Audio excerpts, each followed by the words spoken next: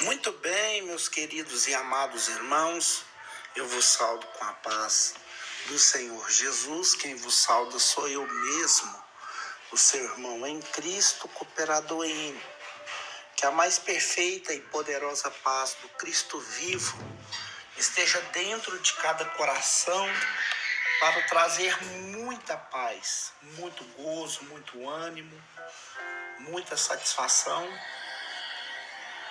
Que o nome do Senhor seja primórdio no seu coração.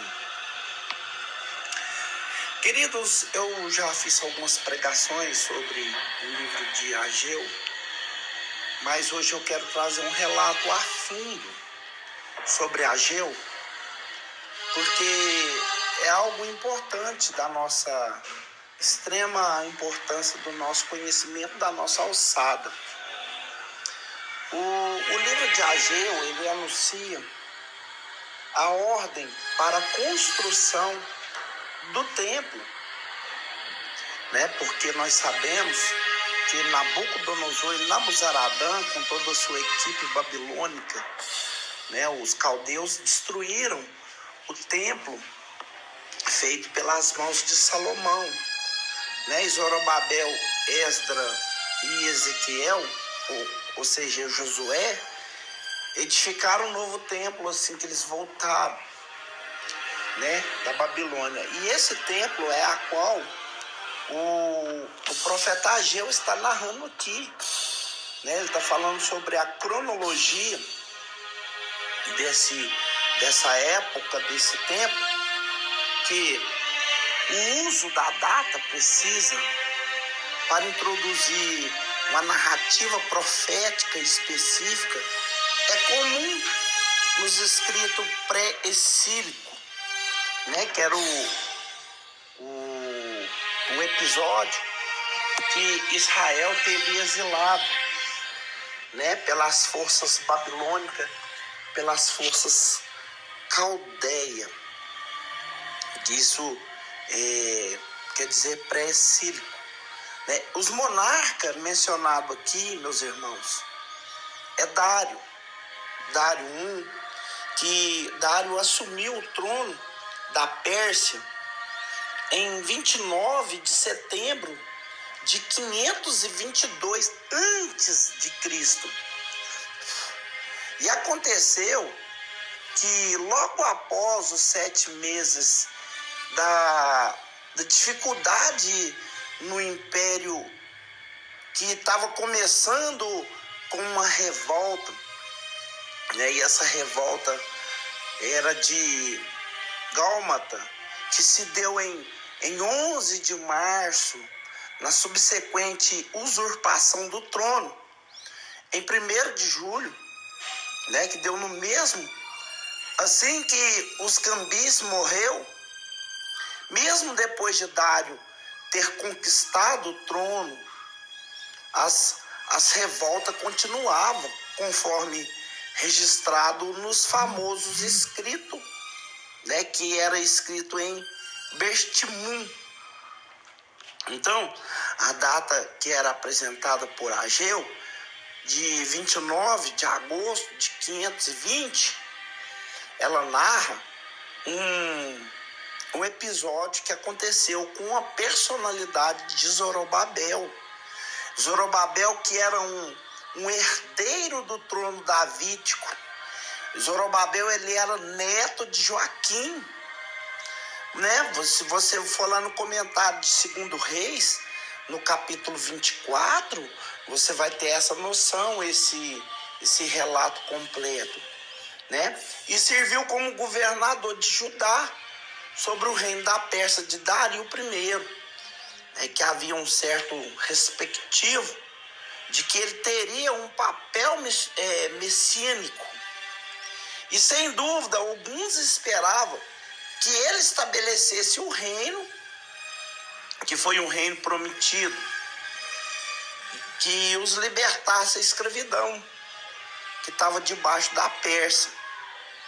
E embora suas funções fossem primordialmente seculares, ele é descrito em Esdra, né, no livro de Esdras, juntamente com o sacerdote Josué, com a que vem por trás da construção do templo de Jerusalém, o governador sobre o controle do rei da Pérsia, nós vemos que Zorobabel, ele era responsável por manter a lei e a ordem pela cobrança dos impostos. Embora fosse o último herdeiro da linhagem de Davi, que serviu como governador, arqueólogo, que encontrou um selo, que era um selo de Selomite.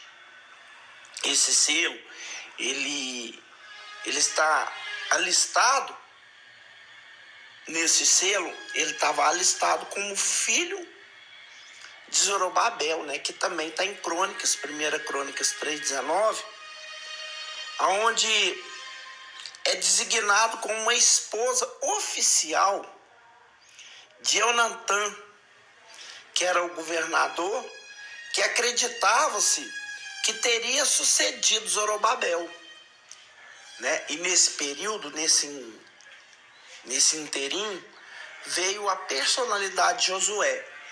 Esse Josué que agora vamos falar, ele não é o Josué que foi sucessor de Moisés, não. Esse Josué era um sumo sacerdote que levantou no pré-sílico, enquanto eles estavam exilados, e ele voltou com Esdras, Zorobabel, com Neemias, para ajudar a construir o templo e edificar a lei do Senhor no coração dos judeus. Josué, meus irmãos, ele foi um sumo sacerdote que no início do período exílico, o seu avô, o avô dele chamava Seraías. E esse Seraías, ele foi executado por Nabucodonosor, quando Jerusalém foi tomada pelos babilônicos. Né? Se você ler lá em 2 Reis, capítulo 25, 18, até o 25, até o 21, você vai observar que Esdras também, ele é um descendente da linhagem de Seraías, né? Que está em Esdras capítulo 7, versículo 1. Então, o herdeiro do trono de Judá era Zorobabel. Zorobabel, que era um governador, mas uma vez que Judá ainda estava sob o controle da Pérsia, havia uma descrição que, quanto à extensão do seu governo, para que não realizasse algum projeto, então, como o rei da Pérsia estava dominando, consequentemente o governador na comunidade, ele ficava dividindo entre os governadores e entre os sacerdotes. E este era um papel do maior destaque, porque pouco se sabe a respeito de Josué, exceto que ele foi um dos líderes que ajudou a construir o templo, e não havia referência extrabíblica em relação a ele, né? Então nós vemos aqui as casas de finos acabamentos, né? Quando eles voltaram e pegaram tudo destruído na terra deles, tinha ali as casas de finos acabamentos, né? O termo traduzido como fino acabamento pode significar de cobertura, de telha, ou também até de painéis. Mas a questão, ela representa o acabamento de uma casa bem estabilizada. A sua casa, ela não representava o acabamento da casa. Ela estava em construção, mas estava plenamente terminada e mobiliada. Mobiliada, quer dizer, com as mobílias lá dentro. Enquanto o templo permanecia na ruína, o termo não poderia aplicar o luxo, né, dos itens caros, embora os painéis pudessem ser incluídos nessa categoria de itens, painéis de madeira, que eram comuns em residências particulares, embora o trono de Salomão tivesse painéis, né, que tinha painéis na época de Salomão. Está lá em 1 Reis, capítulo 7, versículo 7.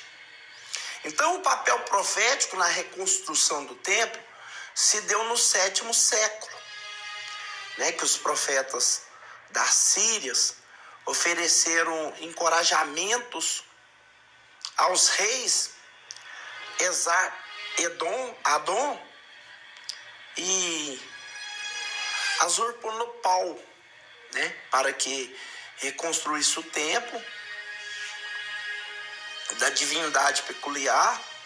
E essa mensagem dos deuses, ela era considerada essencial para os reis se sentirem à vontade e dar continuidade às preparações para a construção. Então, a divindade que habitava no templo era a única que podia autorizar o empreendimento. E nessa cronologia, a data aqui, acerca de 15 de setembro de 520 a.C., 3 semanas e meia depois da primeira profecia, nós vemos aí um resplendor de um novo templo. A cronologia, isso teria acontecido em 17 de outubro de 520, há cerca de 70 semanas, ou seja, 7 semanas após a primeira profecia. E 7 semanas após a profecia, o resplendor do templo e a presença de Deus já começa a brilhantar no coração de todo Israel, de todo o povo. Principal que as razões de todo o resplendor do templo, né? No termo torná-lo digno da presença da divindade, a honra era garantida através da riqueza, do luxo, os prédios luxuosos, dos seus móveis, dos seus utensílios. E algumas vezes acreditava-se que tudo isso era necessário para traduzir a divindade, né, e fazer o templo da habitação aqui, que a Ageu os tranquiliza, assegurando que o Senhor pretendia habitar na casa, consequentemente, através do resplendor dela. Né? Ageu vira e fala que a glória da segunda casa que seria bem maior do que a glória da primeira casa. Então, a glória da segunda casa era a glória da primeira casa era quem? A glória da primeira casa era Abraão. A glória da primeira casa era Isaac. A glória da primeira casa era Jacó. A glória da primeira casa era Moisés. A glória da primeira casa era Josué. A glória da primeira casa era Elias, Eliseu. A glória da primeira casa era Micaías. A glória da primeira casa era os profetas, era as profecias, era o apogeu, a arca da aliança. Né? Então Deus estava projetando a glória da segunda casa. Porque na primeira casa, meus queridos irmãos, a glória habitou num tabernáculo móvel. Mas na segunda casa, a glória de Deus habita num tabernáculo humano. Deus se desproviu das suas moradilhas e veio morar na terra dentro de um tabernáculo humano, chamado eu e chamado você. Né? Porque no passado ele tabernaculava na presença da arca. Mas após a arca ser levada para a Babilônia, quando o povo voltou do exílio em 520 a.C., ninguém mais viu falar da presença da arca. A única coisa que sabemos é que tinha um véu que separava entre o alpendre e o altar. E esse véu era o véu que escondia a presença do alpendre, porque no alpendre tinha uma pedra. Josué mandou o sacerdote entrar dentro do rio Jordão e tirar uma pedra. E o sacerdote ficava pensando, e os escribas e os fariseus, e todos os que preenchiam o Talmud judaico ficavam assim, por que uma pedra? Né? Porque aquela pedra, ela simbolizava a dureza do coração da nação. Né? E ficou uma pedra. A glória de Deus tinha partido, não estava mais presente. E no lugar da glória de Deus estava uma pedra, representando a dureza do coração de todos os judeus. Né? Então, quando Jesus morre ali na cruz do Calvário, o véu rasga de cima a baixo. Muitas pessoas falam assim, não, é para nos levar, nos acessar a Deus. Não era para nos acessar a Deus. Era para desmanchar a farsa. Porque enquanto o povo estava crendo que a presença de Deus estava dentro do templo, a presença de Deus já tinha partido há muito tempo, não tinha presença dentro do templo. Dentro do templo tinha a tradição, dentro do templo tinha os costumes, dentro do templo estava a religião. E nós sabemos que Deus não chamou a nós para ser religioso. Deus não chamou nós para exercer uma religião. Deus nos chamou para ser adorador. Adorador da sua presença. Né? E aonde houver 2 ou 3 reunidos em meu nome, assim diz o Senhor, eu estarei no meio deles. Então, a glória da segunda casa é eu, é você, porque através de nós o Espírito do Senhor se manifesta e através da tua manifestação, almas são rendidas ao altar de Deus. A pregação do Evangelho gera arrependimento e do arrependimento gera batismo e do batismo gera comunhão e de comunhão gera sangue, que é o título, o rótulo de uma nova aliança. É um novo testamento que traz para cada alma a abertura no céu, a entrada nas moradas celestiais. Que essa palavra possa tocar no seu coração e que você possa todos os dias estar refletindo isso. No passado o povo tinha uma religião, no passado o povo tinha uma tradição, no passado o povo tinha costumes, mas agora nós temos o Espírito Santo de Deus que mora dentro da nossa alma. 1 Coríntios capítulo 3 e no versículo 16, não sabe vós que sois o templo de Deus e que o Espírito de Deus habita dentro de vós. O Espírito do Senhor habita em nós, queridos.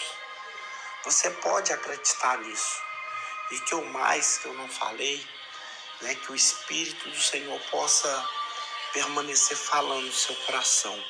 No mais, muito obrigado, fique com Deus e até a próxima postagem, se assim Deus nos permitir.